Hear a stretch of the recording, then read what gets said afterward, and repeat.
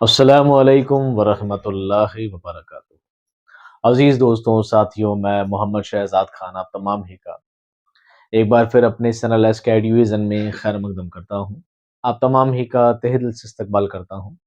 उम्मीद करता हूँ आप तमाम ही खैर आफियत से होंगे और खुश खुर्रम जिंदगी गुजार रहे होंगे। दोस्तों, फर्स्ट ग्रेड का सिलेबस जिसका आपको बेसब्री से इंतजार था और काफ़ी टाइम से आपने बहुत ज़्यादा इसरार किया था कि सर सिलेबस कब लॉन्च करोगे, कोर्स लॉन्च करोगे या नहीं करोगे, और लास्ट तक भी मेरा कोई ख़ास इरादा नहीं था इसको लॉन्च करने का, क्योंकि टाइमिंग का बड़ा इश्यू था और कुछ दूसरी वजूहात भी थी कि मैं इसको हाथ में नहीं लेना चाहता था।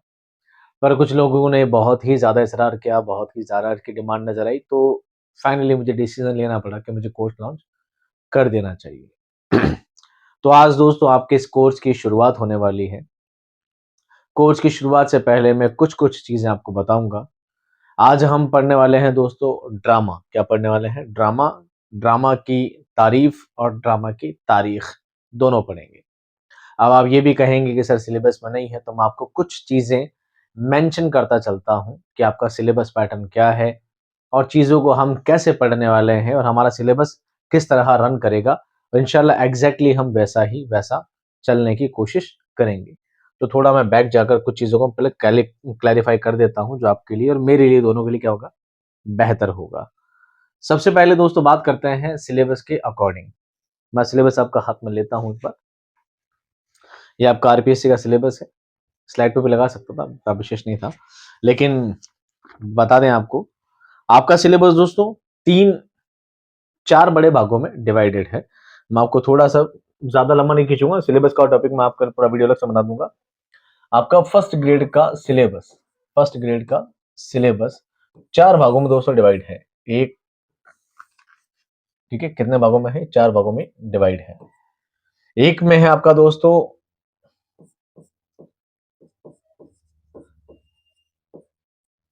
सेकेंडरी और सीनियर सेकेंडरी लेवल का इसमें होता है, जिसमें आपको मेंशन किया गया सीनियर सेकेंडरी लेवल है, और एक में आपको दिया गया दोस्तों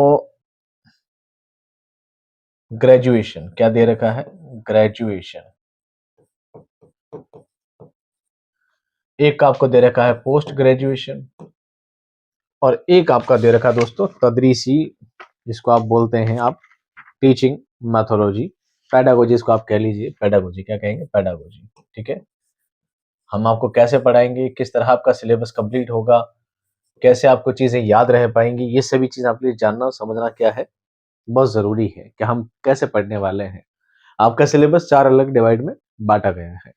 हम क्या करेंगे, मान लीजिए पहला आपका जो सिलेबस है, आपका लगभग चारों टॉपिक एक जैसे ही डिजाइन है आपका सर। मान लीजिए पहला जो आपका टॉपिक है ये 2 भागों में डिवाइड है। एक है दोस्तों प्रोज, एक है पोएट्री। सेम इसमें भी ऐसा है, सेम इसमें भी ऐसा है, और इसमें थोड़ा मामला पूरा अलग ही है, इसके पॉइंट पूरे अलग ही है। ये आपको बाद में सबसे लास्ट में पढ़ाने का काम है, सबसे आखिर में आपको पढ़ने का। प्रोज और पोएट्री, प्रोज और पोएट्री इसका भी है, इसी का पीपी है, इसका भी पीपी है, सेम है। तो हम क्या करेंगे, पढ़ने का हमारा सिस्टम कैसा रहेगा, पढ़ाने का तरीका क्या रहेगा। सबसे पहले जब हम स्टार्ट करेंगे किससे दोस्तों, 11th-12th वाले चैप्टर से, 11th-12th के मैटर से। ठीक है, 11th-12th से स्टार्ट करेंगे। अब 11th-12th में आपको क्या दे रखा है दोस्तों, इसमें दे रखा है आपको, पहले दे रखा है प्रोज और उसके बाद दे रखा है आपको पोएट्री। क्या दे रखा है? पोएट्री। प्रोज में आपको दे रखा है ड्रामा, शॉर्ट स्टोरी, इंशाइया, तनकीद, खाका, रेटरिक्स और various forms of poetry and prose. उसके बाद पोएट्री में आपको दे रखा है गजलियात, मंजूमात, मरसिया, रुबाइयात और गीत। एग्जैक्टली यही चीजें जो इसमें है वही चीजें बस इसमें है, बस चीजों का स्तर थोड़ा क्या हो गया, बदल गया है। जैसे पहली लाइन में है ड्रामा। क्या है? ड्रामा। ड्रामा कौन सा है? आगा अशर काश्मीरी का यहूदी की लड़की। इसका मतलब ये नहीं कि सिर्फ यहूदी की लड़की चैप्टर से ही सवाल आएंगे, सवाल यहूदी की लड़की से भी आएंगे, इनके जो मुसन्निफ हैं आगा अशर काश्मीरी उनसे भी आएंगे, और ये जो सिन्फ है ड्रामा, ड्रामा से भी आएंगे। अब आप ये कहेंगे सर ड्रामा तो कोई मेंशन नहीं है, ड्रामा सिन्फ के एतबार से मेंशन नहीं है। तो दोस्तों जब आप थोड़ा नीचे आओगे तो एक पॉइंट अलग से है, various forms of poetry and prose. यहाँ लिखा है गजल, कसीदा, मरसिया, यानी इनकी तारीफ और तारीख के बारे में पूछा गया है। और नॉवेल, अफसाना और खाका आगे आएगा, तो इसमें ड्रामा नहीं है लेकिन आगे वाले में जरूर आ जाएगा। तो जब हम क्या करेंगे, ड्रामा सबसे पहले स्टार्ट कहाँ से, प्रोज से। हम पहले स्टार्ट क्या करेंगे, प्रोज। प्रोज में भी जो सबसे पहला टॉपिक टॉपिक होगा वो क्या होगा, ड्रामा। क्या होगा, ड्रामा। मैं एक पेज स्टार्ट करता हूँ वापस। मान लीजिए पहला, सबसे पहला टॉपिक क्या है, पार्ट वन। हमारा पढ़ाने का तरीका क्या रहेगा और आपको कैसे पढ़ना है। मान लीजिए हमने लिखा पार्ट वन, ठीक है। पार्ट वन से आपको पढ़ना स्टार्ट करेंगे। ये आपका होगा दोस्तों सेकेंडरी लेवल। कौन सा होगा, senior senior secondary level, senior secondary level, ठीक है। यहां से हम स्टार्ट करेंगे। इसमें जो पहला होगा हम क्या पढ़ेंगे, पहले प्रोज। क्या पढ़ेंगे, प्रोज। क्या पढ़ेंगे, प्रोज। प्रोज का जो पहले होगा वो क्या होगा, ड्रामा। क्या होगा, ड्रामा। तो पहले हम पढ़ेंगे ड्रामा के बारे में, फिर ड्रामा किसने लिखा है फिर हम पढ़ेंगे उनके बारे में। दूसरा, ड्रामा लिख कौन रहे हैं दोस्तों, ड्रामा लिख रहे हैं आगा हशर साहब। कौन लिख रहे हैं, आगा हशर काश्मीरी, हशर काश्मीरी, ठीक है। और फिर उसके बाद लिखा कौन सा है, फिर पढ़ेंगे यहूदी की लड़की। क्या पढ़ेंगे, यहूदी की लड़की। अब ये कहेंगे सर ये सब तो लिखा हुआ है, वापस बताने की जरूरत क्या है, की छूट गया, ये लोग की छूट गया भाई, यहूदी की, यहूदी की लड़की।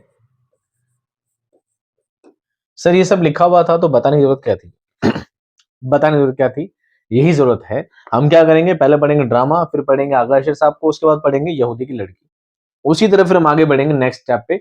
फिर है शॉर्ट स्टोरी। शॉर्ट स्टोरी मतलब क्या होता है, अफसाना। क्या होता है अफसाना, तो पहले हम पढ़ेंगे अफसाने के बारे में। फिर अफसाना निगार कौन है, कुर्रतुल ऐन हैदर, और फिर पढ़ेंगे उनका फोटोग्राफर। फिर पढ़ेंगे बलवंत सिंह, उनका पढ़ेंगे अफसाना लम्हे। फिर पढ़ेंगे सुरेंद्र प्रकाश, उनका अफसाना पढ़ेंगे बज्जू का।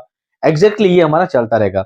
जब हम क्या करेंगे दोस्तों, जब सीनियर सेकेंडरी लेवल हमारा क्या हो जाएगा, खत्म हो जाएगा, जब हम बीए वाले लेवल में जाएंगे, यानी जब हम ग्रेजुएशन में जाएंगे, तो वहां पर वापस टॉपिक आएगा ड्रामा कृष्ण चंद्र का दरवाजे खोल दो। तो वहां पर हम क्या करेंगे, ड्रामे को नहीं पढ़ेंगे। वहां ड्रामे को हम नहीं पढ़ेंगे क्योंकि ड्रामा हम पहले पढ़ चुके हैं। हम क्या करेंगे, कृष्ण चंद्र को और दरवाजे खोल दो पढ़ लेंगे। उसके बाद हम जब जब हम जाएंगे किसमें, पोस्ट ग्रेजुएशन में। कहा जाएंगे, जब हम जाएंगे पोस्ट ग्रेजुएशन में, तो वहां पर क्या आएगा, एक ड्रामा और आएगा, इम्तियाज अली ताज का अनारकली। तो वहां पर हम क्या करेंगे, इम्तियाज अली ताज को पढ़ेंगे और अनारकली को पढ़ेंगे। वहां पर ड्रामा हम वहां पर भी नहीं पढ़ेंगे, ड्रामा हम पहले पढ़ चुके हैं। क्योंकि ड्रामा अलग से सिर्फ नहीं दे रखी है, लेकिन सवाल आपके बनेंगे, सवाल आपके बनेंगे, क्योंकि various forms of poesy, prose and poetry, दास्तान, रिपोर्टेज, इंशाया यहाँ भी दे रखा है और आपको अलग अलग दोनों के नाम दे रखे हैं। जब एक चीज से बार बार पूछा जा रहा है तो सिर्फ के एतबार से पूछा ही जाएगा। इस अकॉर्डिंग दोस्तों आज का हमारा पहला टॉपिक क्या बनता है, ड्रामा। क्या बनता है, ड्रामा। क्लियर है। तो हमें ड्रामा की तारीफ भी पढ़नी है, ड्रामा से कौन कौन से सवाल हमारे इंपॉर्टेंट रहते हैं, कौन सवाल आपसे पूछे जाएंगे, वो सारे सवाल भी आपको बताएंगे और वो सारे सवाल भी आपको समझाने की कोशिश करेंगे। अब आते हैं थोड़ा सा और आगे। ये क्लास दोस्तों मैं यूट्यूब पर डालने वाला हूँ, इस क्लास को मैं ऐप में नहीं डालूंगा। इसका कारण ये है, इसका कारण ये है कि कुछ कंफ्यूजन्स जो मेरे दूसरे साथियों में है, फर्स्ट ग्रेड के स्टूडेंट में जो प्रॉब्लम है, उनको से मैं बताना चाहता हूँ कि मेरा पैटर्न पढ़ाने का कैसा रहेगा। तो हम क्या करेंगे, जब हम ड्रामा के बारे में पढ़ेंगे, यानी आज का ड्रामा का, आज आपका ड्रामे का वीडियो आपने पढ़ लिया, तो हम आज ही ड्रामा के क्या डाल देंगे दोस्तों, 100 MCQ। क्या डाल देंगे, 100 MCQ डाल देंगे। नेक्स्ट डे हम क्या पढ़ेंगे, आज आगा अशर काश्मीर पढ़ेंगे, वापस हम क्या डाल देंगे, 100 MCQ डाल देंगे सिर्फ आगा अशर काश्मीरी से।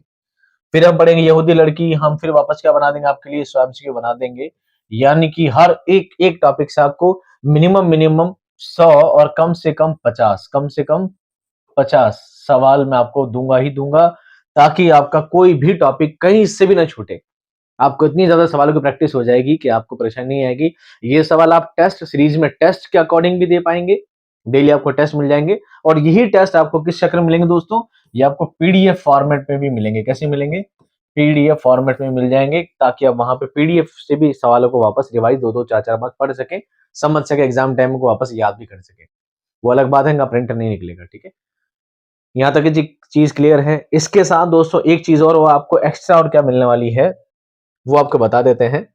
हम 1 जनवरी से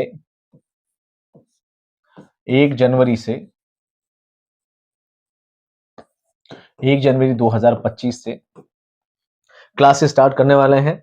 हमारा पूरा पूरा पूरा कोशिश रहेगी कि 15 मार्च 15 मार्च और कम से कम मैं चाह रहा हूं आपको 28 फरवरी 28 फेब तक आपका सिलेबस क्या हो जाएगा, कंप्लीट क्या हो जाएगा, कंप्लीट हो जाएगा।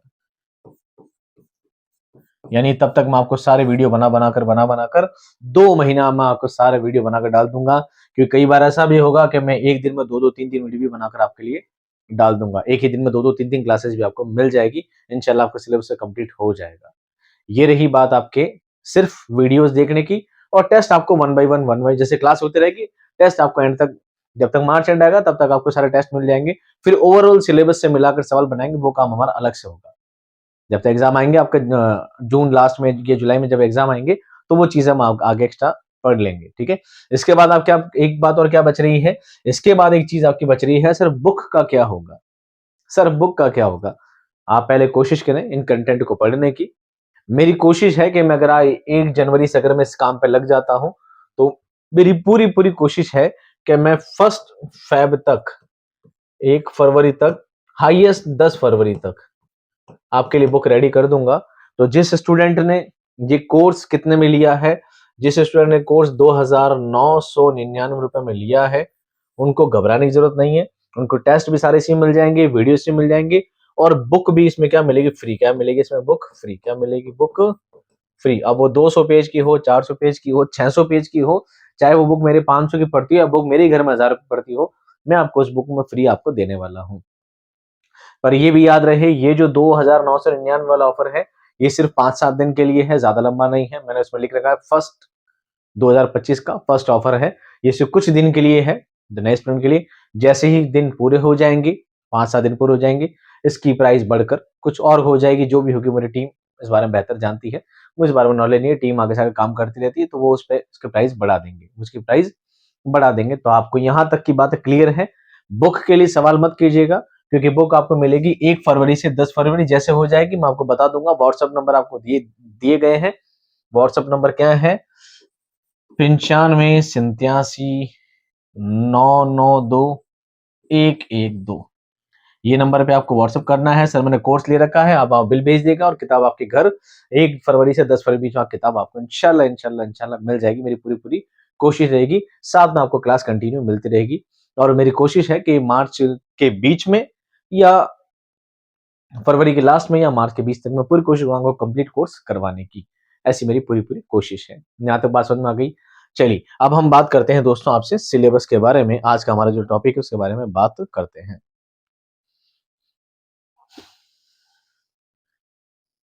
तो दोस्तों आज का हमारा वीडियो है ड्रामा। क्या है, ड्रामा। ड्रामा के बारे में कुछ पढ़ने से पहले आपको 2-3 चीजें पहले मैं अलग से बताना चाहूंगा। ड्रामे के बारे में आपको दोस्तों एक बात पता लगनी जरूरी है, एक बात आपका जानना जरूरी है। उर्दू अदब या कोई भी अदब हो, अदब दो तरह का होता है, एक होता है फिक्शन, एक होता है नॉन फिक्शन। एक होता है फिक्शन, एक होता है नॉन फिक्शन। ठीक है, नॉन फिक्शन।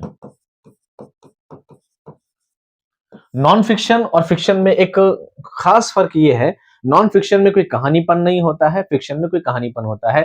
जैसे दास्तान, अफसाना, नॉवेल, ड्रामा, इन सभी में क्या है, कोई ना कोई कहानीपन है। इंसान को शुरू से ही मनोरंजन की, अपने वक्त काटने की, तफरीह की बहुत ज्यादा शुरू से शौक रहा है। तो पुराने जमाने में जब बहुत ही तवील पुराना जमाना होता था, राजा महाराजा का जब वक्त होता था, तो वो लोग अपना वक्त गुजारते थे किससे, दास्तान से। किससे, दास्तान सुनने और सुनाने में। फिर धीरे धीरे वक्त बदला, हालात बदले, समाज बदला, जरूरतें बदली, तो क्या हुआ, इस दास्तान ने करवट बदली और दास्तान की जगह क्या चीज रिवाज पाई, नावल। क्या आ गया दोस्तों, नावल। क्या आ गया, नावल आ गया।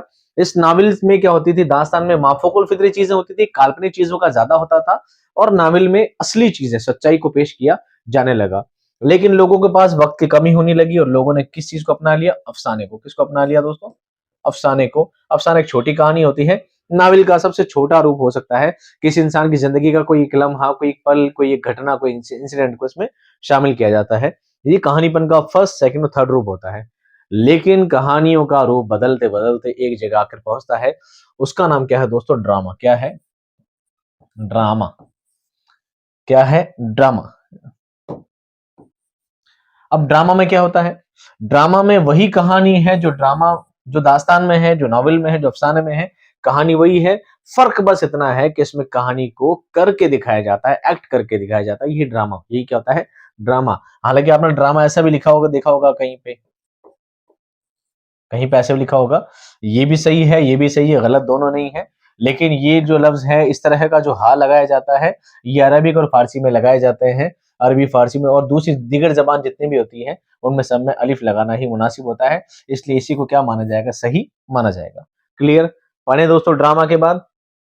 चलिए शुरू करते हैं। जहां जहां से सवाल बनेंगे मैं आपको हर चीज हाईलाइट कर चलूंगा कि यहाँ सवाल बनेंगे, मैं वहां बॉक्स बना दूंगा। आपको सिर्फ ये याद रखना है, जहां पर मेरा बॉक्स लग गया है उस चीज को तो आपको क्या करना, दिमाग से निकालना नहीं है। चलिए शुरू करते हैं बात को। ड्रामा लफ्ज यूनानी जबान के लफ्ज ड्राओ से माखूज है, लिया गया है, और ड्रामा के मानी अमल करके दिखाना यानी एक्शन के हैं। ड्रामा लफ्ज किससे निकला है? ड्राओ से। ड्रामा लफ्ज किससे निकला है? ड्राओ से। ड्राओ लफ्ज किससे लिया गया है? यूनानी जबान से। एक लाइन में दो सवाल याद रखिएगा। किसी कहानी या वाक्य को किरदारों की मदद से नाजरीन के सामने अमलन पेश करना ही क्या है दोस्तों? ड्रामा है। क्या है? ड्रामा है। अमलन पेश करना, अमल करके दिखाना। नाजरीन, नजर से बना है नाजरीन, नजर यानी देखना, नाजरीन देखने वाले, देखने वाले। अफसाना और नॉवेल मगरिब की देन में, उर्दू में अफसाने का आगाज 20वीं सदी और नॉवेल की इब्तिदा 19वीं सदी में हुई। ड्रामे की इब्तिदा के बारे में मुहक्किकीन में इख्तलाफ है, विरोधाभास, इख्तलाफ विरोधाभास है। एक गिरोह का मानना है कि ड्रामा मगरिब की देन नहीं बल्कि मशरिक की देन है, और ये सिर्फ हिंदुस्तान की पैदावार है। संस्कृत जबान में सदियों पुराने ड्रामे के वजूद का पता चलता है, और इसी जबान में ड्रामे के इब्तिदाई नक़ूश भी मिलते हैं। दूसरा गिरोह इस बात को तस्लीम करता है कि ड्रामे की इब्तिदा मगरिब और खुसूसन यूनान शहर से हुई है, और यूनान में हिंदुस्तान से भी पहले तफरीही मशागिल के सिलसिले में ड्रामे खेले जाते थे। ये एक छोटी सी बात है, बस इतना सा याद रखना है। दो देशों में ड्रामा एक साथ पनपा है, हिंदुस्तान में भी पनपा है और यूनान में भी पनपा है। लेकिन हिंदुस्तानी कहते हैं कि हमसे ड्रामे की शुरुआत हुई है, यूनानी कहते हैं हमसे शुरुआत हुई है। दो ग्रोह में ये चीज बट गई है। एक गिरोह कहता है कि हमसे ड्रामे की शुरुआत हुई है, इब्तिदा हुई है। दूसरा कहता है कि हमसे इब्तिदा हुई है। दोनों ही जगह काफी पुराने ड्रामे देखे गए हैं, खेले गए हैं, और काफी जगह नुकूश मिलते हैं। लेकिन अभी तक इस बात में सिर्फ इख्तलाफ है, विरोधाभास है। किसी एक जगह मुहक्किक का पहुंच पाना, किसी एक तथ्य पर सेटिस्फाइड हो जाना, ये अभी तक भी मुमकिन नहीं हो पाया है। ड्रामा अदब की अहम तरीन बहुत खास इसनाफ में शुमार होता है। ड्रामे की तारीफ सबसे पहले यूनान के मशहूर फलसफी और नक़ाद अरस्तू ने अपनी मशहूर किताब बोतिका में की है, जिसमें उन्होंने ड्रामे को इंसानी अमाल की नकल करार दिया है। ये नक्काली दरअसल अपने मखसूस मानी में जिंदगी की अक्कासी का नाम है, जिंदगी की अक्कासी का नाम है। ड्रामा खुद जिंदगी नहीं बल्कि इंसानी जिंदगी को पेश करने का जरिया है। ड्रामा खुद जिंदगी तो नहीं है, पर अमली जिंदगी को पेश करने का एक जरिया है। तो ड्रामे के बारे में मैंने कहा ना, दो अलग अलग देश हैं, एक यूनान है, एक हिंदुस्तान है। अब यूनान की बात करते हैं, चलो पहले यूनान को पकड़ लेते हैं। तो यूनान में सबसे पहले बात किसकी की जाती है? अरस्तु की, जिसे हम अरस्तु कहते हैं, इंग्लिश में एरिस्टोटल, क्या कहते हैं इसको? एरिस्टोटल। उनका असली नाम क्या था? एरिस्टोटल था, पर हम इनको अरस्तु कहते हैं। वैसे ही अलेक्जेंडर था, लेकिन हम उनको सिकंदर कहते हैं, वो अलग बात है। तो अरस्तु ने एक किताब लिखी थी, क्या किताब का नाम था? बोतिका। क्या नाम था? कोई बोतिका भी कहता है, कोई बोतिका भी कहता है। इस बोतिका में बताया था कि हाँ, ड्रामा भी कोई चीज है, ड्रामा भी कोई चीज है जो जिंदगी की अक्कासी का काम करती है। ड्रामा भी एक अहम सिन्फ है। तो यूनान से किसी का नाम याद रखना है, किसका नाम याद रखना है? यूनान से किसका नाम याद रखना है? अरस्तु का। किसका? अरस्तु का। अरस्तु की कौन सी किताब है? बोतिका। यही से आपके सवाल बनेंगे। अरस्तु ने किस किताब में ड्रामे की तारीफ लिखी थी? बोतिका में। यूनान के किस मुहक्किक ने ड्रामे की तारीफ लिखी है? अरस्तु ने। कहीं सवाल आपका घुमा फिरा के बन सकता है। ड्रामा अदब की एक ऐसी सिन्फ है जिसमें जिंदगी के हकाइक यानी हकीकत, वास्तविकता और मज़ाहिर को अशखास और मुकालमों के वसीले से अमलन पेश किया जाए। ड्रामा निगारी में स्टेज, अदाकार और तमाशाई को मद्देनजर रखा जाता है। ड्रामे के लिए क्या जरूरी है? स्टेज जरूरी है, अदाकार जरूरी है और तमाशाई यानी तमाशा देखने वाले भी जरूरी हैं। अरस्तु के नजदीक ड्रामा इंसानी अफ़आल की नकल का काम करता है। फ़ैल की जमा है अफ़आल, फ़ैल यानी क्रिया, अफ़आल क्रियाएं, इंसान की जिंदगी क्रियाएं हैं, उसकी नकल करना ही क्या है दोस्तों, ड्रामा है। ड्रामे की इब्तिदा दुनिया के दो बड़े मुल्कों यूनान और हिंदुस्तान में हुई है, पर दोनों मुल्कों के अपने अपने उसूल थे। दोनों मुल्क कहते हैं हमारे यहाँ हुई है, ये कहता हमारे, ये कहता हमारे, लेकिन दोनों ने अपने अपने अलग अलग नियम बताए हैं। तो यूनान में तो हमारे अंकल थे कौन, अरिस्टोटल, अरस्तु, वो अपनी अलग बात करते हैं, जबकि हिंदुस्तान वाले कुछ और कहते हैं। तो जब यूनान की बात की जाएगी तो अरस्तु की बात की जाएगी, और अरस्तु ने अपने ही अलग उसूल बताए हैं।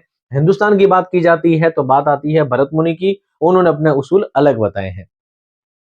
यूनान यूनान में ड्रामे के उसूल अरस्तु ने अपनी तसनीफ बोतिका में बयान किए। ठीक है, वर्ड याद रखिएगा पूरा।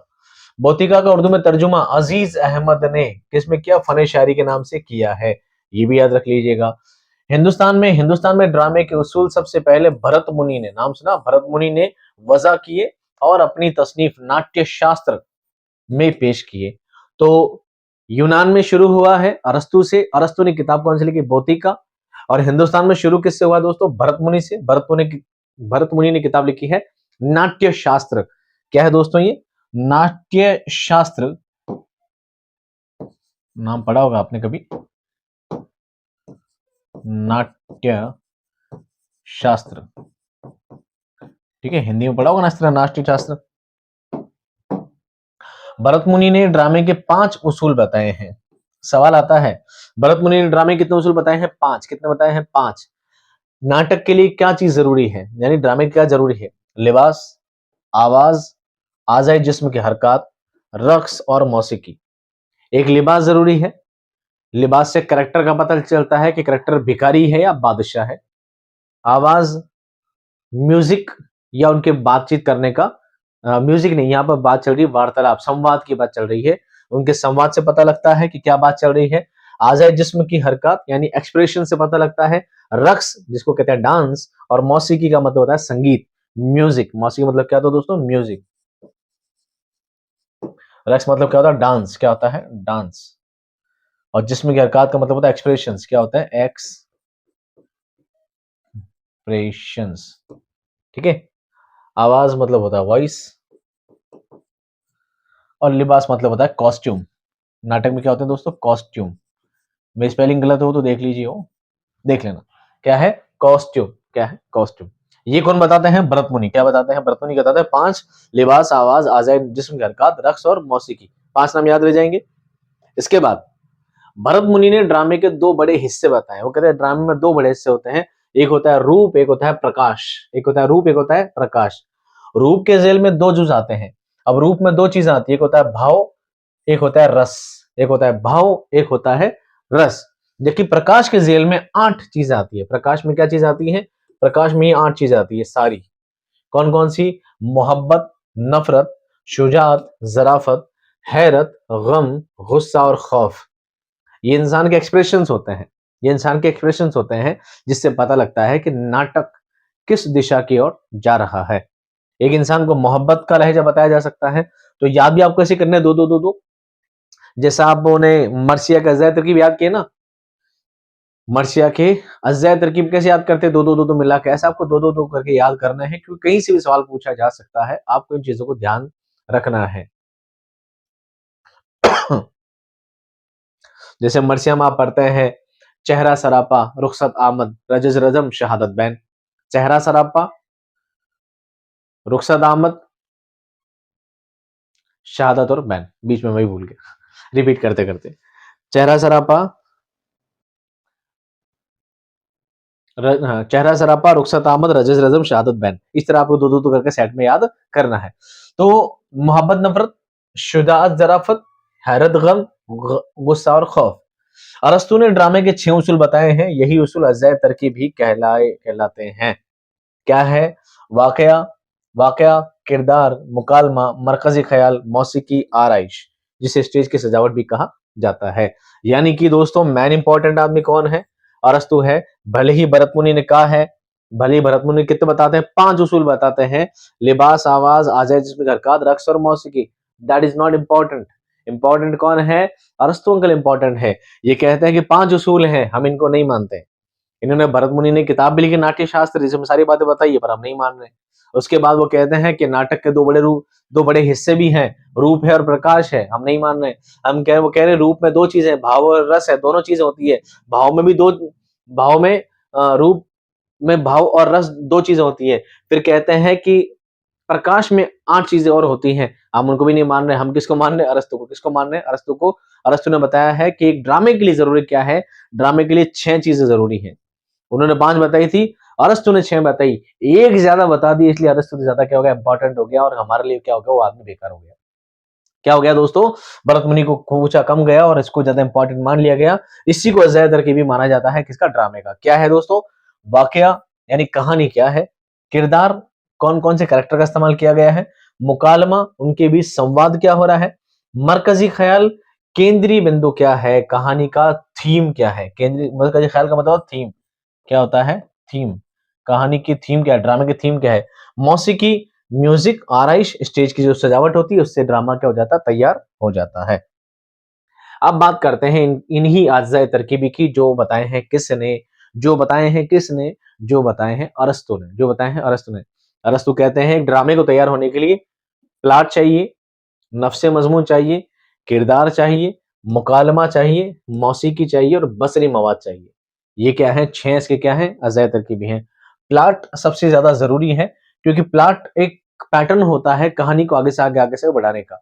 इस कहानी के बाद कौन सी कहानी, यानी इस सीन के बाद कौन सा सीन आना चाहिए, इस सीन के बाद कौन सा सीन आना चाहिए, एक दूसरे सीन को आपस में जोड़ने का काम कौन करता है? प्लॉट। कौन करता है? प्लॉट। एक एक होता है नफ्से मजमून, प्रॉपर थीम क्या है, मेन कहानी क्या है, मेन पूरी कहानी क्या है, नफ्से मजमून मेन बेसिक बेस कहलाता है उसका। किरदार मतलब कैरेक्टर होते हैं। मुकालमा यानी संवाद, जो आपस में उनके बीच में बात की जाती है, मुकालमा कहलाता है। उसके बाद होता है मौसीकी, जिसको हम म्यूजिक कहते हैं। क्या कहते हैं? संगीत कह लीजिए, हिंदी में संगीत क्या है।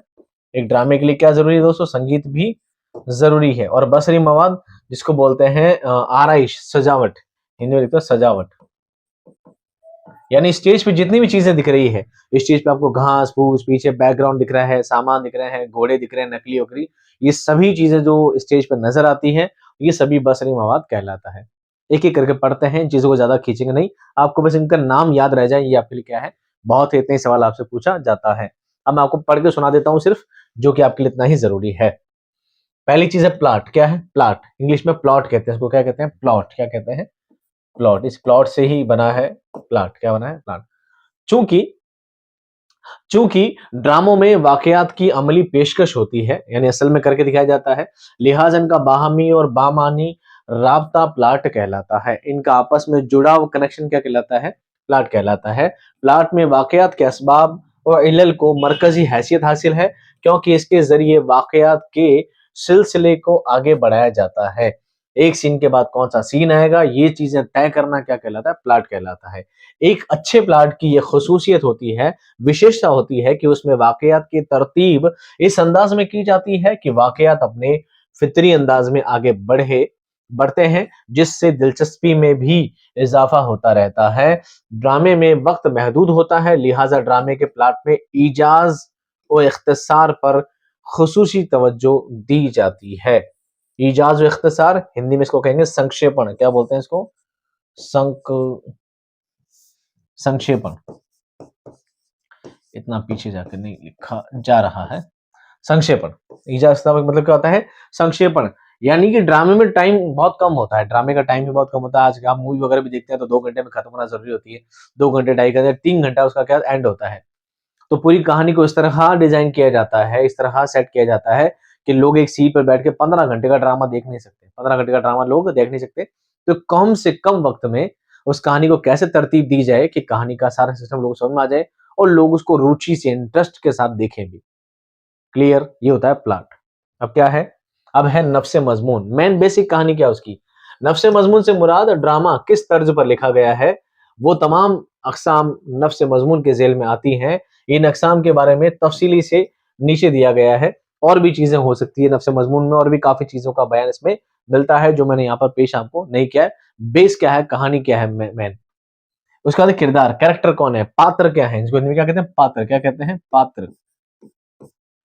वाकयात के अमली अंजाम दही के लिए किरदार का होना बहुत जरूरी है। ड्रामे के किरदार समाज के मुख्तलिफ तबकात और गिरोह की अक्कासी करते हैं, लिहाजा उनकी पेशकश में उनके समाजी पस मंजर को मलहूज रखना बहुत जरूरी होता है।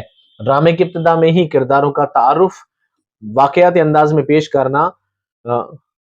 करना हुस्न माना जाता है। यानी ड्रामे की इब्तिदा ही कुछ ऐसे वाकया से होती है जिनमें किरदारों की नफ्सियात और उनकी आपसी ताल्लुकात वाजे हो जाएं।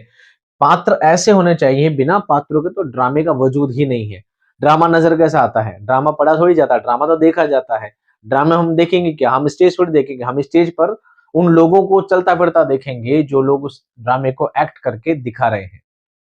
तो उन लोगों का होना जरूरी है। उन लोगों से ही पता लगता है कि ड्रामा किस अंदाज में कैसे क्या लिखा गया है, किस तरह का काम ड्रामा कर रहा है। उसके बाद होता है मुकालमा। उसके बाद क्या होता है दोस्तों, मुकालमा, जिसको बोलते हैं संवाद। क्या बोलते हैं, संवाद। क्या बोलते हैं, संवाद। ड्रामे में मुकालमा किस्से को आगे बढ़ाने और हरकत और अमल को कुव्वत बख्शता है। ड्रामे में मौका और महल की मुनासिबत और इख्तिसार खुसूसी अहमियत का हामिल है। मौका और महल की मुनासिबत से बाज औकात मुख्तसर और बाज औकात तवील मुकालमे भी अदा किए जाते हैं। बकौल प्रोफेसर मोहम्मद हसन कहते हैं, या तो मुकालमा कहानी को आगे बढ़ाता हो या किरदार के किसी पहलू को वाजे और उसमें तब्दीली या अर्तका जाहिर करता हो या फिजा पैदा करने में माउन साबित होता हो, वही मुकालमा असल में मुकालमा है। उनके आपसी संवाद से ही पता लगता है कि कहानी कहाँ पर किस वे में चल रही है, क्योंकि किरदारों से हमें पता थोड़ी लगेगा, सिर्फ खड़े होने से पता थोड़ी लगेगा एक्ट क्या हो रहा है। जब तक किरदार आपस में बातचीत नहीं करेंगे कुछ भी पता नहीं चलेगा। उसके बाद होता है दोस्तों मौसीकी, जिसको हम क्या कह सकते हैं, संगीत। क्या कहेंगे, संगीत। ये भी मैटर करता है, ये भी क्या करता है, मैटर करता है। एक ड्रामे के लिए संगीत भी जरूरी है। क्यों जरूरी है, देखिए, मौसीकी ड्रामे की जान कहलाती है। ये भाई साहब आपके लिए क्या है, बॉक्स लगाना जरूरी है। मौसीकी ड्रामे की जान कहलाती है क्योंकि मौसीकी के जरिए ही स्टेज का माहौल और फिजा में तगय्युर मुनासिब है। इसके अलावा ड्रामों के मुकालमे किसी ना किसी जबान में अदा किए जाते हैं। ड्रामे की जबान से मुतालिक ये खुसूसी तवज्जो तवज्जो दी जाती है कि ड्रामा ड्रामा मंजूम है या मंसूर, यानी नज्म में है या नसर में। यानी ड्रामा नज्म की शक्ल में है या नसर की शक्ल में, क्योंकि नज्म की जबान और नसर की जबान में काफी फर्क होता है। ड्रामे की जबान सादा, आम फहम और रोजमर्रा की जबान होनी चाहिए। ये संवाद और मौसीकी दोनों से जरूरत रखता है। ड्रामे की जो जबान होनी चाहिए बिल्कुल आम सादा होनी चाहिए, जैसे हम नॉर्मली डेली बोलचाल की बात करते हैं, ड्रामा भी उसी तरह लिखा जाना चाहिए ताकि देखने वाला उन सभी चीजों को रिलेट कर सके, अपने आप में अपनी कहानी से, अपनी जिंदगी से उन चीजों को क्या कर सके, रिलेट कर सके, आसानी से हर इंसान समझ सके। इतने मुश्किल अल्फाज इस्तेमाल ना हो कि नॉर्मल इंसान समझ ना पाए। और संगीत से क्या होता है, जब बैकग्राउंड में साउंड आता है, बार बार साउंड आने से क्या होता है, इंसान की दिलचस्पी उसमें बनी रहती है। अब है बसरी मवाद, जिसको बोलते हैं विजुअल एड्स। क्या बोलते हैं, विजुअल एड्स। मुझे क्या कर्सिव लिखने की ज्यादा आदत पड़ी हुई है, इसलिए विजुअल एड्स ऐसी चीजें जो वहां पे स्टेज पर नजर आती है वो सभी क्या कहलाती है, बसरी मवाद। क्या कहलाती है, बसरी मवाद। बसरी मवाद से मुराद ड्रामा के दौरान स्टेज पर काम आने वाली तमाम अशिया से है। ड्रामा में जो भी सामान इस्तेमाल किए जाते हैं वो बसरी मवाद कहलाते हैं। स्टेज पे शो होने वाली सारी चीजें आपको क्या कहलाएंगी, वो कहलाएंगी बसरी मवाद। क्या कहलाएगी, बसरी मवाद। अब आते हैं छोटे से टॉपिक पर, ड्रामा की वहदतें। ड्रामा की वहदतें क्या है, तीन है। क्या है, तीन है। वहदत अमल, वहदत मकान और वहदत जमा। वहदत जमा, एक ड्रामा की तीन वहदतें होती हैं। कौन कौन सी, नाम आपसे पूछे जा सकते हैं, पर नाम याद रख जाए, वही आपके लिए बहुत है।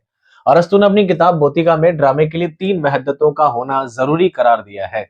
जैसे वहदत अमल मीन्स होता है unity of action. Unity of action, अरस्तु का ख्याल है कि ड्रामे में सिर्फ एक ही अमल की नकल होना चाहिए जो वाहिद और मुकम्मल हो। इसके अज्जा इस तरह बाहम मरबूत हो कि अगर उनमें से किसी एक की भी तरतीब बदल दी जाए या उसे खारिज कर दिया जाए तो पूरा अमल तबाह हो जाएगा या बिल्कुल बदल जाएगा। वहदत अमल ऐसा हो यानी जितने भी लोगों का इस्तेमाल हो बिल्कुल फिक्स्ड हो।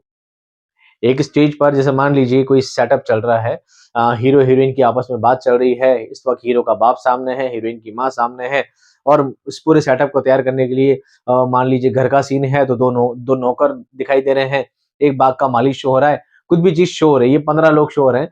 तो ध्यान रखें कि 15 लोगों से ही वो एक्ट तैयार हो। अगर एक भी इंसान की उसमें कमी कर दी जाए तो वो सीन ही पूरा क्या हो जाएगा, बिगड़ जाएगा, बदल जाएगा।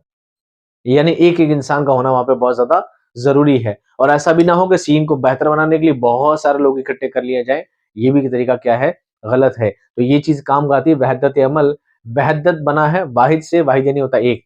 यानी एक ही तरह से चीज़ को पेश करना, एक बार में चीज़ को किसी तरह पेश करना यूनिटी ऑफ एक्शन कहलाता है। दूसरी चीज़ भी इसी से रिलेट करती है, वो है वहदत मकान। आपको मैंने पढ़ाया है इसमें ज़र्फ़ ज़मा, ज़र्फ़ मकान, ज़मा यानी ज़माने से मुराद है, मका यानी किसी स्थान से मुराद है। वहदत मुकाम का मतलब क्या होता है दोस्तों? Unity of place, unity of place. ड्रामे में सिर्फ एक ही मकाम की अक्कासी करनी चाहिए, उसमें मुख्तलिफ मकामात की अक्कासी नहीं होनी चाहिए, यानी स्टेज पर सिर्फ एक ही मकाम बनाया जाए। अगर जंग का सीन चल रहा है, तो बैकग्राउंड वॉलपेपर हो या कोई सीनरी हो, इस तरह हो जिससे सिर्फ जंग का माहौल ही पेश हो। ऐसा आधा-आधा पता न लगे कि लोग समझ ना पाएँ कि असल में सीन जंग का चल रहा है या किसी बागीचे में सीन चल रहा है या बागीचे में लोग लड़ रहे हैं, जंग में लड़ रहे हैं। क्योंकि जंग का सीन क्रिएट करने के लिए पूरा मैदान तो शो नहीं कर सकते। बैकग्राउंड ऐसा यूज़ किया जाएगा, यानी चीज़ को शो ऐसा किया जाएगा, तो वही चीज़ कहलाती है वहदत मकां, यानी इस तरह से फेस किया जाए, इस तरह दिखाया जाए कि देखने वाले को सीन वैसा ही लगे जो आप दिखाना चाहते हैं। यही तरीका होता है वहदत ज़मा। इसका मतलब होता है यूनिटी ऑफ टाइम। ड्रामे में अमल की इतनी ही देर अक्कासी होनी चाहिए जितनी देर का वो ड्रामा है। लेकिन अगर ड्रामा 2 घंटे का है तो ड्रामाई वाकयात भी 2 घंटे के ही होने चाहिए। ड्रामे को बहुत ज़्यादा तवील ज़रूरत से ज़्यादा नहीं खींचना चाहिए। ये 3 क्या होती हैं, ये ड्रामे की वहदतें होती हैं जो अरस्तू ने अपनी किताब में लिखी थी। अब आते हैं ड्रामे की अक़साम। ड्रामे कितना तरह के होते हैं? ड्रामे होते हैं 2 तरह के ड्रामे, कॉमेडी ड्रामा, ट्रेजेडी ड्रामा। हालाँकि इनके अलावा भी बहुत सारे होते हैं। इनके अलावा बहुत सारे होते हैं, ओथेलो होता है, ओपेरा होता है, बर्लेस्क होता है और भी होते हैं। लेकिन बहुत सारा आपके सिलेबस में आते नहीं हैं, बहुत ज़्यादा आपसे सवाल पूछे भी डिटेल में इतना डिटेल में नहीं जाते हैं। जो ख़ास-ख़ास होंगा मैं आपको बता दूँगा। बुनियादी तौर पर ड्रामे की 2 अक़साम होती हैं, 2 बड़ी अक़साम होती है, कॉमेडी ड्रामा और ट्रेजेडी ड्रामा। कॉमेडी ड्रामा को तरबिया ड्रामा कहते हैं और ट्रेजेडी ड्रामा को अलमिया ड्रामा कहते हैं। ये चीज़ आपको क्या रखनी है, याद रखनी है। तो ड्रामे की अक़साम कितनी है? बुनियादी तौर पर 2 कितनी है? 2। बुनियादी तौर पर ड्रामे की 2 अक़साम मानी जाती हैं, लेकिन उनके अलावा farce, opera, burlesque, radio drama, television और ड्रामा वगैरह भी और होते हैं, जो आपको इतना ज़्यादा जानने की ज़रूरत नहीं है। बस याद रखना है, यहाँ से आपका सवाल बनेगा इससे, अलमिया ड्रामा किसे कहते हैं? तो सवाल ऐसा तो आएगा नहीं कि अलमिया ड्रामा में किसकी इस्तेदाद होती है, कौन से ड्रामा ज़्यादा होते हैं? वो ड्रामा है वो ड्रामा है जिसका अंजाम गम और रंज और मलाल पर होता है। इस ड्रामे का प्लॉट गम के वाकयात पर मबनी होता है और इसमें आला तबके के किरदार शामिल होते हैं। अरस्तू ने इसे कथा रस का नाम भी दिया है। ये मगरिब में भी ड्रामे की आला किस्म समझी जाती है। ये बात आपको याद रखनी है। मगरिब में आला ड्रामा किसको समझा जाता है? किसको समझा जाता है? अलमिया ड्रामे को समझा जाता है। अलमिया ड्रामा ऐसा होता है जिस अलमिया ड्रामा बना है अलमिया ड्रामा बना है अलम से। किससे बना है? अलम से। किससे बना है? अलम से। किससे बना है दोस्तों? अलम से। अलम का मतलब होता है दुख। क्या होता है? दुख। ऐसे ड्रामे जिसमें कहानी दुख पर खत्म होती हो, वो अलमिया ड्रामा कहलाते हैं। जिसमें दुख हो, मायूसी हो, निराशा पर जो खत्म होते हैं, दुख और अलम पर जो खत्म होते हैं, वो अलमिया ड्रामा कहलाते हैं। जबकि इसके जस्ट अपोजिट और इसको बेटर समझा जाता है, क्योंकि दुख वाले ड्रामा करना बहुत मुश्किल काम समझे जाते हैं। इसके जस्ट अपोजिट क्या होता है? तरबिया ड्रामे। कौन से होते हैं? तरबिया ड्रामे। इसको कॉमेडी ड्रामा कहते हैं। क्या कहते हैं? कॉमेडी। जो बना है हास्य और व्यंग्य पे, हास्य और व्यंग्य पे। इस तरह से तरबिया ड्रामे का अंजाम हंसी, नसीनता हंसी, हंसी खुशी के साथ साथ होता है। तरबिया में अलमिया ड्रामे के बरअक्स हल्के फुल्के में जिंदगी के मजहका पहलू को मौजू बनाया जाता है। इस ड्रामे में खुशी और मसरत पैदा करने वाले वाकयात को पेश किया जाता है। तरबिया में अमूमन हीरो अपनी मुश्किलात पर गालिब आ जाता है, यानी वो उसे जीत लेता है आखिर में हंसी खुशी पर, जिसका क्या कहते हैं ना, हैप्पी एंडिंग। क्या बोलते हैं? हैप्पी एंडिंग जिसको बोलते हैं, वो कॉमेडी ड्रामा कहलाता है। हैप्पी एंडिंग्स में क्या होती है? एंड में हैप्पी एंडिंग होती है। हीरो आखिर में जीत जाता है। हीरो आखिर में क्या हो जाता है? जीत जाता है। वो हैप्पी एंडिंग वाला क्या कहलाता है? कॉमेडी ड्रामा कहलाता है। इसके अलावा क्या होता है? फार्स। क्या होता है? फार्स। ये भी ड्रामे के प्रकार है। आपको सिर्फ दो ही याद रखनी है, आपको सिर्फ दो ही याद रखनी है, बाकी नाम याद रह जाए तो भी आपके लिए क्या है? बहुत है। एक होता है फार्स। क्या होता है? फार्स। ये एक बहुत मकबूल किस्म का तरबिया ड्रामा है जिसमें मजहक का खेज फौकुल फितरत और वाकयात होते हैं, जिनकी वजह से ड्रामे के किरदार खुद को परेशानियों और उलझनों से दो चार करके नाजरीन के लिए हंसी का मौका फराहम करते हैं। ये भी एक तरह से तरबिया का ड्रामा ही होता है। एक होता है ओपेरा। क्या होता है? ओपेरा। ओपेरा एक संजीदा और रोमानी ड्रामा है जिसमें किस्सा और संगीत होता है और उन्हीं की मदद से उसे मुख्तलिफ ड्रामाई मराहिल, मराहिल जमा है, मरहले की चरणों से गुजारा जाता है। ओपेरा की कामयाबी का सारा दारोमदार मौसीकी पर होता है। ओपेरा ड्रामा कौन सा है? जो ड्रामा मौसीकी का ड्रामा हो, जिस ड्रामे में क्या हो, सबसे ज्यादा संगीत का क्या हो, इस्तेमाल हो, ओपेरा ड्रामा कहलाता है। मौसीकी पर होता है। ओपेरा एक मंजूम ड्रामा होता है। मंजूम नज्म की शक्ल में लिखा होता है, जिसकी कहानी और प्लाट अलमिया भी हो सकता है और तरबिया भी हो सकता है। ड्रामे की फिजा और माहौल जुजवी या कुल्ली तौर पर गिन्नाइयत यानी मौसीकी मौसीकियत, गिन्नाइयत मतलब कहते हैं नगमगी को कहते हैं गिन्नाइयत, यानी संगीती का हामिल होता है। ड्रामा की ये किस्म भी बड़ी कदीम है, बहुत ज्यादा पुराना है और बहुत ज्यादा प्रचलित, बहुत ज्यादा फेमस भी है। एक होता है बर्लेस्क। क्या होता है? बर्लेस्क। मैंने लिख दिया इंग्लिश में नाम, अगर नहीं पढ़ना चाहो तो समझ में नहीं आया तो बर्लेस्क। बर्लेस्क में क्या होता है?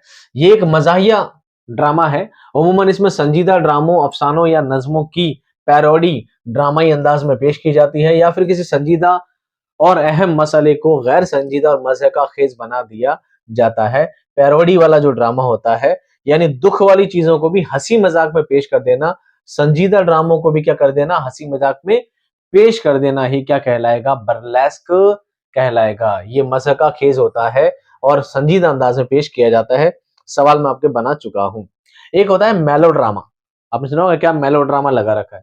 मेलोड्रामा भी एक ड्रामे की किस्म होती है। ये ड्रामे की कदीम सूरत है। इसमें शायरी और मौसीकी का बहुत अमल दखल होता है। इसकी फिजा रोमानी और जज्बाती होती है। ड्रामे का अंजाम उमूमन तरबिया होता है। मेलोड्रामा यूनानी लफ्ज मेलोस बामानी मौसीकी और फ्रांसीसी लफ्ज ड्रामा से मिलकर बना है। किरदारों की खुद कलामी भी मेलो ड्रामा में पाई जाती है। ड्रामे की किस्म बहुत अकीदत के इजहार के लिए मौजू तरीन है, बहुत ज्यादा फेमस है। एक होता है दोस्तों यकबाबी ड्रामा। यकबाबी ड्रामा मैं अंडरलाइन कर रहा हूं, कुछ सवाल बनते हैं यकबाबी से, जिसको बोलते हैं वन एक्ट प्ले। क्या बोलते हैं? One act play. यकबाबी ड्रामे में किसी कहानी का इख्तिसार के साथ पेश किया जाता है। ये ड्रामा 15-20 मिनट या 1 घंटे तक होते हैं और ये बगैर वक्फे पेश किए जाते हैं।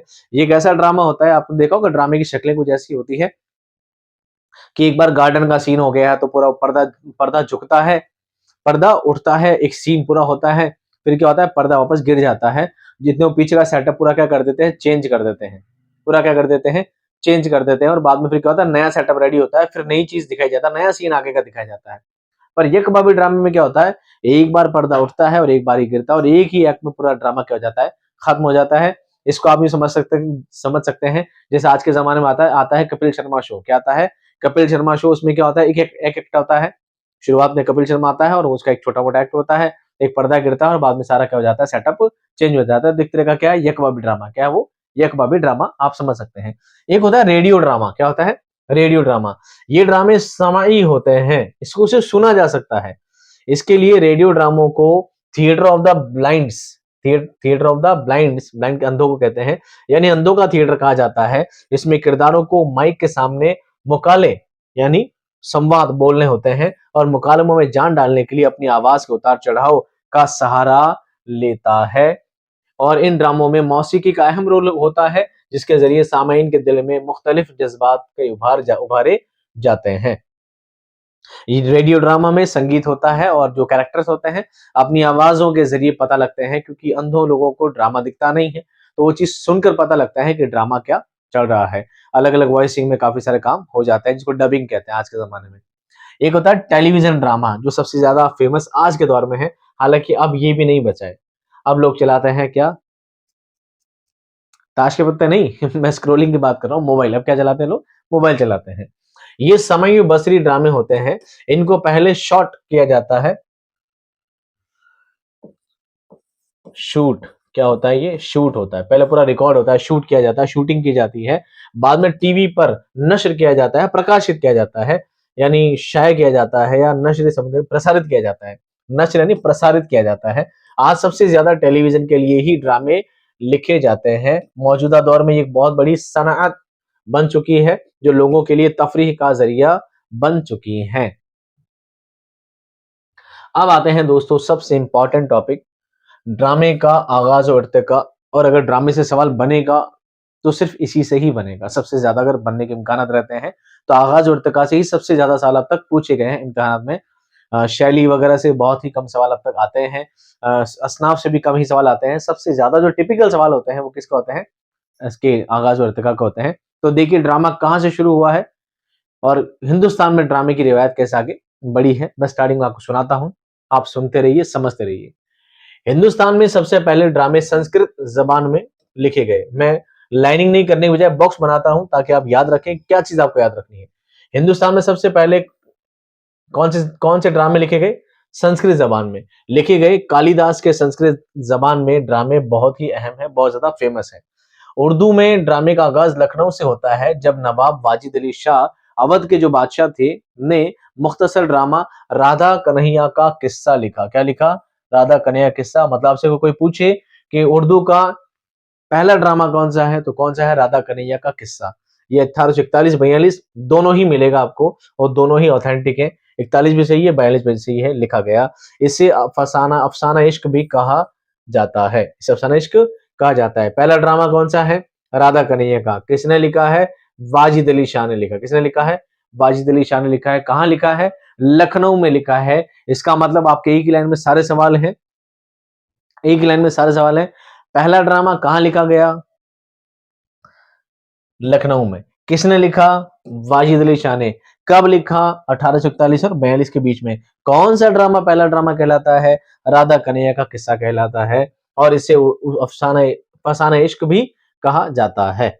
इस ड्रामे के स्टेज के लिए बादशाह ने रहस खाना, क्या बोलते हैं, रहस खाना, केसर बाग में बनवाया था, जिसमें हसीन लड़कियां, साजिंदे, साजिंदे साज बजाने वाले, संगीतज्ञ, गवैये और एक्टर मुलाजिम रखे गए थे। उस जमाने में बादशाह को शौक चढ़ा था कि एक रहसगाह होगी जहां पर पूरा क्रिएशन होगा, और ये सिर्फ बादशाह ने अपने ही लिए बनवाया था, अपने ही लिए, अंदर ही अपने, किसका क्या बोल सकते हैं, वो दरबारी, दरबारी एक तरह का नाटक था, आम लोगों के लिए नहीं था। प्रॉपर गवैये बुलाए थे, गीत गीत गाने वाले बुलाए थे, एक्टर बुलाए थे, एक्टिंग करने वाले बुलाए थे। उस जमाने में पहला ये नाटक कहलाता है, कौन सा, राधा कन्हैया का किस्सा। प्रोफेसर मसऊद हुसैन खान की तहकीक के मुताबिक ये उर्दू का पहला ड्रामा है। कौन सा, राधा कन्हैया का किस्सा, जो मंजूम अंदाज में लिखा गया था, और ये शाही महल में खेला गया था, और दरबारियों के लिए था, बादशाहों के लिए था, बाहर के लोगों के लिए नहीं था। इसके बाद अब आते हैं नेक्स्ट टॉपिक पर। इसके बाद आगा हसन अमानत, पूरा नाम है आगा हसन अमानत लखनवी। आपको कहीं नाम नहीं मिलेगा, बस ऐसे लिखा मिलेगा अमानत लखनवी। क्या मिलेगा, अमानत लखनवी। इनका ड्रामा आता है, किसका आता है, अमानत लखनवी। अमानत लखनवी लखनवी ने 1852 में ड्रामा लिखा, इंद्र सभा लिखकर बाकायदा आगाज किया। अब आपसे पूछा जाएगा उर्दू का पहला बाकायदा नावल, सॉरी ड्रामा किसे कहा जाएगा, वो है इंद्र सभा। कौन सा है, इंद्र सभा। और यही सवाल सबसे ज्यादा सबसे ज्यादा सबसे ज्यादा सबसे ज्यादा अब तक पूछा गया है। ये आपके लिए क्या है दोस्तों, मोस्ट इंपॉर्टेंट। पहला ड्रामा कौन सा है, इंद्र सभा है, जो आगा हसन यानी अमानत लखनवी ने 1852 में लिखा था और 1854 में से खेला गया था। मसूद हुसैन खान के मुताबिक ये पहला अवामी ड्रामा है, यानी वो ड्रामा था सिर्फ बादशाहों तक था, दरबारी में। लोगों ने पहला ड्रामा कौन सा देखा था, वो था इंद्र सभा। क्या था, इंद्र सभा, जिसे 1854 में कलकत्ता के मटिया बुर्ज में पेश किया गया और 1854 में केसर बाग, केसर बाग में, ये बागम नहीं है, बाग है, बाग, केसर बाग में खेला गया। इसकी मकबूलियत की सबसे बड़ी वजह अवामी पसंद के गीत थे, यानी इसको सबसे ज्यादा पसंद इसलिए किया गया था क्योंकि लोकप्रिय जो गाने थे उसमें सबसे ज्यादा शामिल किए गए थे। अब आते हैं अगले टॉपिक पर। ये भी मंजूम अंदाज में लिखा गया था, जो कि नवाब वाजिद अली शाह के दौर में लिखा गया और बेहद मकबूल हुआ, बहुत ज्यादा फेमस हुआ उस जमाने में। इसकी तकलीद बहुत से लोगों ने की और इसी तर्ज पर ड्रामे भी लिखे। मुरारी लाल ने, ये मुरारी लाल नहीं, मुदारी, मदारी लाल भी है कहीं पे, मुरारी लाल दोनों है, मदारी लाल ने भी इंद्र सभा के नाम से ड्रामा वापस लिखा था। अब बात करते हैं ड्रामा इंद्र सभा के किरदार। अब आप ये कहेंगे सर इंद्र सभा तो ड्रामा हमारे निसाब में, हमारे सिलेबस में शामिल तो नहीं है। शामिल नहीं है, देखिए चूंकि ये पहला ड्रामा है इसलिए इसके बारे में थोड़ी सी फौरी जानकारी होना आपके लिए थोड़ा सा जरूरी है। इंद्र सभा के किरदार कौन से हैं, इसमें कुल 8 किरदार हैं और इस ड्रामे का मरकजी किरदार राजा इंद्र और सब्ज परी थे। ये किन किन की लव स्टोरी है, सब्ज परी की और राजा इंद्र की, सब्ज परी और राजा इंद्र की। टोटल 8 इसमें क्या है, मेन किरदार है, खास खास। इस ड्रामे के अहम किरदारों में एक लाल परी, पुखराज परी, सब्ज परी, नीलम परी और लाल देव, और लाल देव एक और होगा, एक काला देव और राजा इंद्र के नाम है। कौन कौन सी परी है, लाल परी, सब्ज परी, नीलम परी, पुखराज परी, 4 नाम याद रह जाएंगे। एक लाल देव, एक काला देव, कितने हो गए, 4 और 2 6, फिर एक हो गए हमारे कौन, राजा इंद्र, राजा इंद्र। टोटल कितने हैं, 8 इसमें किरदार है खास खास। 1864 में इसको मुंबई में पेश किया गया। वहां इसकी तकलीद, तकलीद का मतलब होता है पैरवी, तकलीद मतलब क्या होता है दोस्तों, पैरवी, कॉपी करना, क्या बोलते हैं, कॉपी, हमारी भाषा में कहते हैं कॉपी करना। तकलीद में मुख्तलिफ कंपनियां कायम हुई जिनकी तादाद उमूमन 19 थी। 1864 में मुंबई में जब खेला गया तो लगभग लगभग 19 कंपनियों ने क्या किया, इस ड्रामे को खेला बाद में। इनमें ज्यादातर पारसी लोग थे। कौन लोग थे, पारसी लोग थे। यहां पर आता है आपका नेक्स्ट क्वेश्चन, ड्रामे की इजाद, ड्रामे की शुरुआत किससे होती है दोस्तों, पारसी लोगों से ही होती है। इन्हीं लोगों ने ड्रामा, इन्हीं पारसी लोगों ने ड्रामा कंपनियां क्या की, स्टार्ट की और आगे जाके इसको बढ़ावा दिया। पारसी थिएट्रिकल कंपनी की जानिब से पहला ड्रामा ऐदल जी घोरी, अरीदल नहीं ऐदल जी है, राय नहीं बीच में, ऐदल जी घोरी का ड्रामा था। कौन सा था, खुर्शीद, 1870 में खेला गया। That is your most important दोस्तों, इसको याद रखना अच्छी तरह से, सवाल बनेगा तो पूरे पूरे इम्कानात हैं इसे सवाल बनने के। पहला पारसी थिएट्रिकल कंपनी का पहला ड्रामा कौन सा था, वो था दोस्तों खुर्शीद। कौन सा था, खुर्शीद। किसने लिखा था, ऐदल जी घोरी ने लिखा था। कब लिखा था, 1870 में लिखा था। क्लियर। इन कंपनियों का मकसद उर्दू ड्रामे को तरक्की देना तो नहीं था, बल्कि सिर्फ पैसा कमाना था। इस गलत रविश को खत्म करने वाले, इस रविश को खत्म करने वाले ड्रामा निगारों में बेताब, तालिब, एहसन लखनवी और आगा हशर काश्मीरी का नाम अहम है। इससे पहले जो ये पारसी कंपनी आई थी, जो ये ड्रामे खेला करती थी, ये ड्रामे इसलिए खेला करती थी ताकि ज्यादा से ज्यादा पैसा कमाया जाए। इनको फर्क नहीं पड़ रहा था ड्रामा जैसी मकबूल सिर्फ को तरक्की मिले, बढ़ावा मिले, ये नहीं चाहते, इनका मकसद था पैसा कमाना। लेकिन लोगों ने कहा नहीं, ड्रामे एक अच्छी चीज, एक अच्छी सिर्फ है, इसको बढ़ावा मिलना चाहिए, तरक्की मिलनी चाहिए।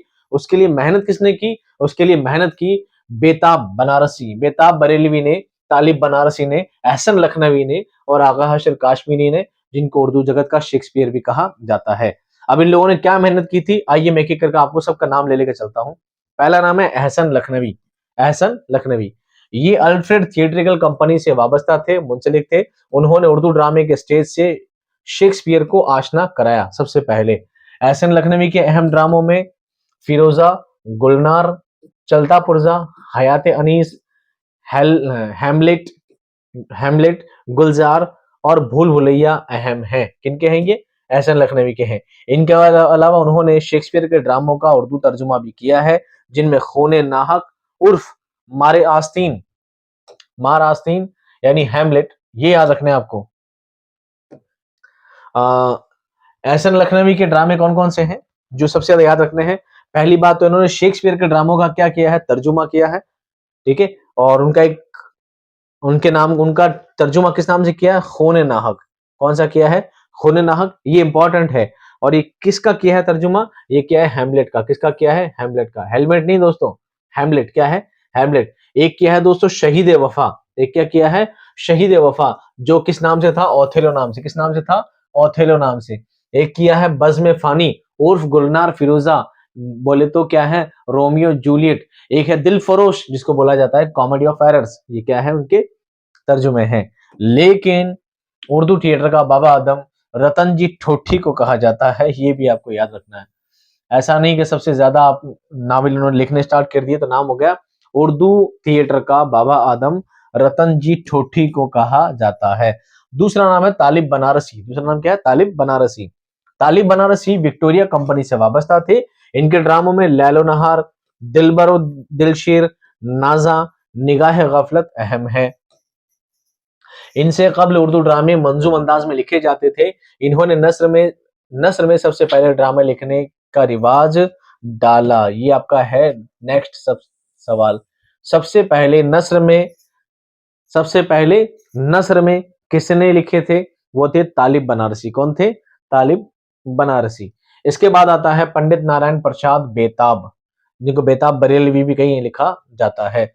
इस दौर का एक अहम नाम नारायण प्रसाद बेताब का है। उन्होंने पहला ड्रामा कत्ले नजीर लिखा, जो कि 1901 में अल्फ्रेड थिएट्रिकल कंपनी में ने स्टेज किया। ये तालिब बनारसी के शागिर्द थे। तालिब बनारसी के शागिर्द हैं बेताब बरेलवी, शागिर्द थे। और ये अल्फ्रेड थिएट्रिकल कंपनी से वाबस्ता थे।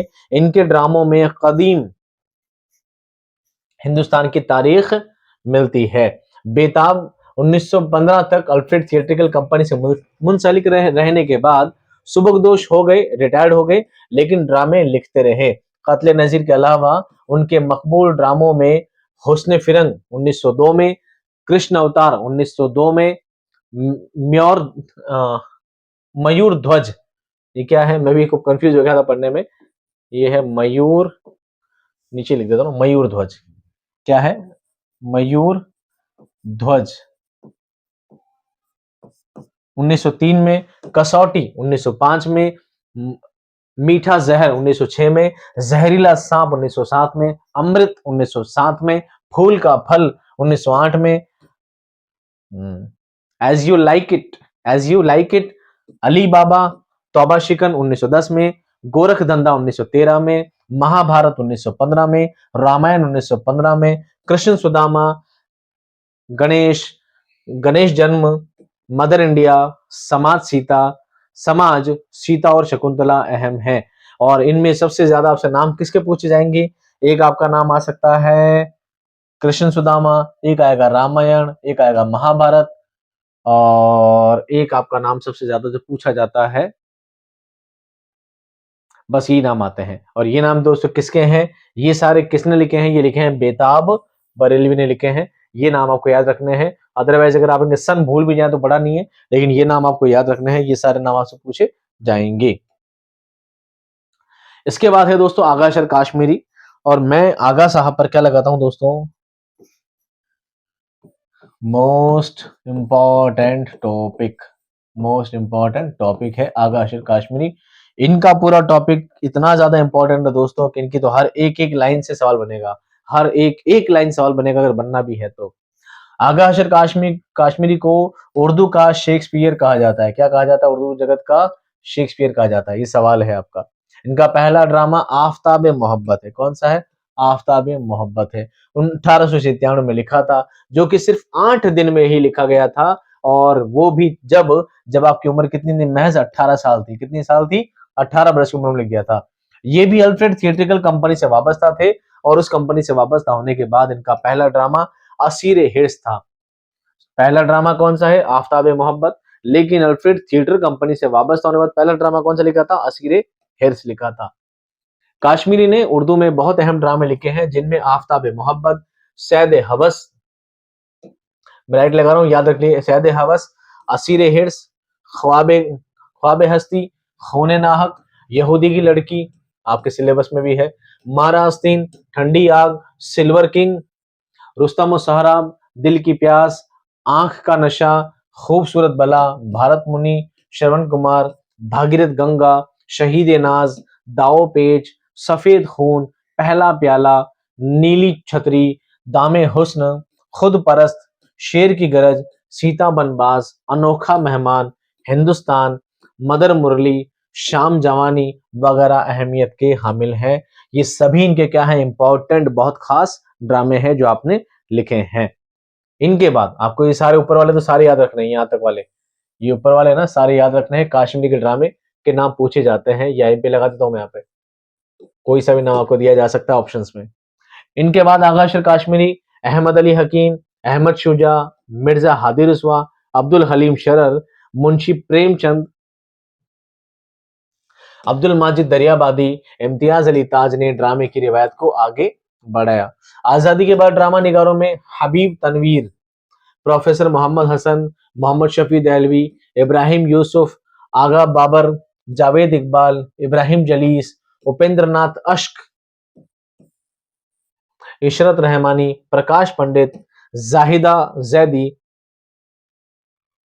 कुदसिया जैदी, कुदसिया है कुदसिया, कुदसिया जैदी, अनवर आजम, सागर सरहदी, इस्मत चुगताई, रिफत सरोश, जीलानी बानो वगैरह भी शामिल हैं, जो आजादी के बाद क्या हुए, फेमस हुए। 20वीं सदी की इब्तिदा में ड्रामे की जगह रेडियो ड्रामों और टीवी फिल्मों ने ले ली। थिएटर ड्रामे का रिवाज कम हो गया। ड्रामे की फन को जिंदा रखने के लिए आजादी के बाद और दिल्ली में इदारा हिंदुस्तानी थिएटर कायम हुआ। भारतीय नाट्य संघ कमला देवी चट्टोपाध्याय ने बनाई संगीत नाटक अकादमी 1952 में हुकूमत हिंद की जानिब से कायम हुई, और इस तरह संगीत का ये काम आगे, ड्रामे का ये काम आगे बढ़ता रहा। यहाँ तक दोस्तों ऑलमोस्ट आपका टॉपिक क्लियर है, यहाँ तक की सारी आपकी बातें कंफर्म है। लेकिन अब बात आती है कुछ अहम ड्रामा निगार और उनके ड्रामे जो आपसे एग्जाम में पूछे जा सकते हैं। कोई इंपॉर्टेंट होगा मैं आपको बता दूंगा कि इंपॉर्टेंट आपका बन सकता है। एक ड्रामा निगार दोस्तों डॉक्टर सैयद आबिद हुसैन। डॉक्टर सैयद आबिद हुसैन एक अहम तारीखी शख्स हैं। इन्होंने इस्लामी तहजीब की तारीख को नुमाया किया है। उन्होंने पर्दा गफलत के नाम से एक ड्रामा लिखा है जिसमें इस्लामी मुआशरत की हकीकी अक्कासी है। ये सबसे पहले जर्मनी बर्लिन से 1925 में क्या हुआ था, शाया हुआ था। उसके बाद इश्तियाक हुसैन कुरैशी, ये अपने ड्रामों में सादा और सलीस जबान इस्तेमाल करते हैं। इनके ड्रामों में इस्लाही रंग ज्यादा है। ये बात को कहते कहते लेक्चरबाजी पर उतर आते हैं। इनका मकसद इस्लाही है, लोगों का त्रुटि सुधार है, समाज में सुधार का काम करते हैं। इश्तियाक हुसैन कुरैशी के अहम ड्रामों में गुनाह की दीवार, मुस्लिम मुस्लिम असवद, फांसी, सैद जबूर, हमराज, अंजाम के नाम अहम है।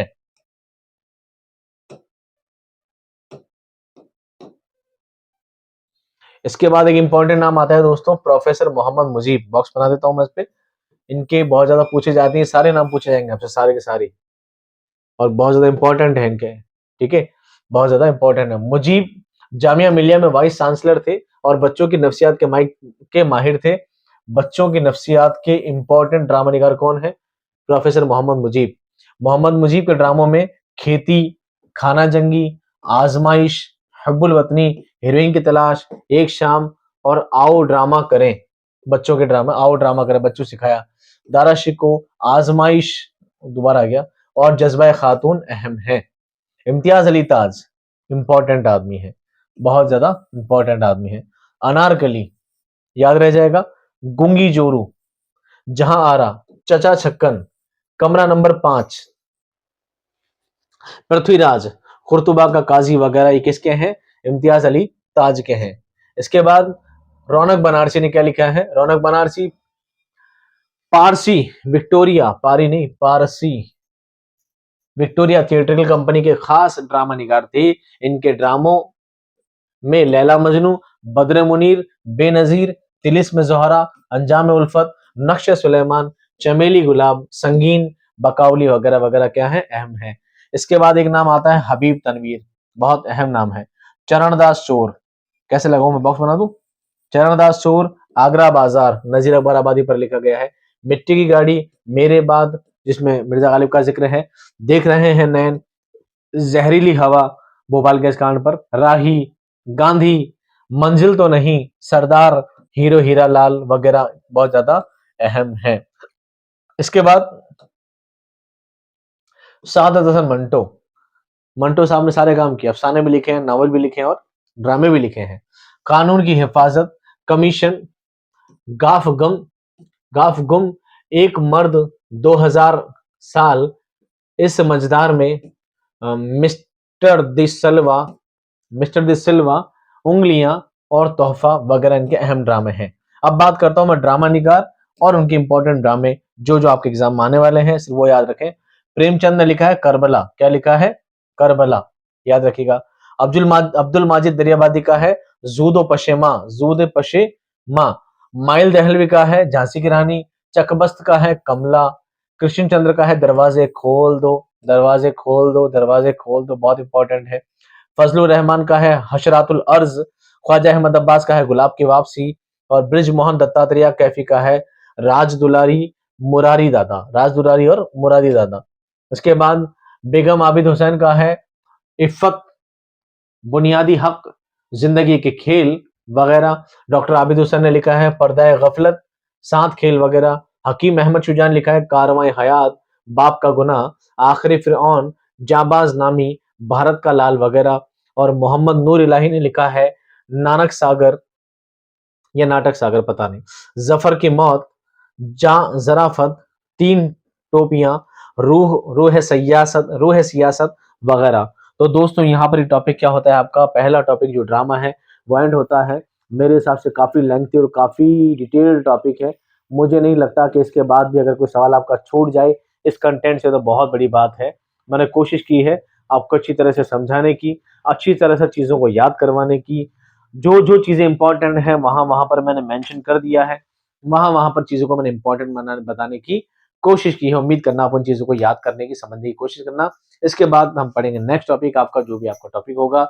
मिलते हैं नेक्स्ट क्लास में एक शानदार वीडियो के साथ, जबरदस्त एक्सप्लेनेशन के साथ। तब तक खुश रहिए, आबाद रहिए। खुदा हाफिज।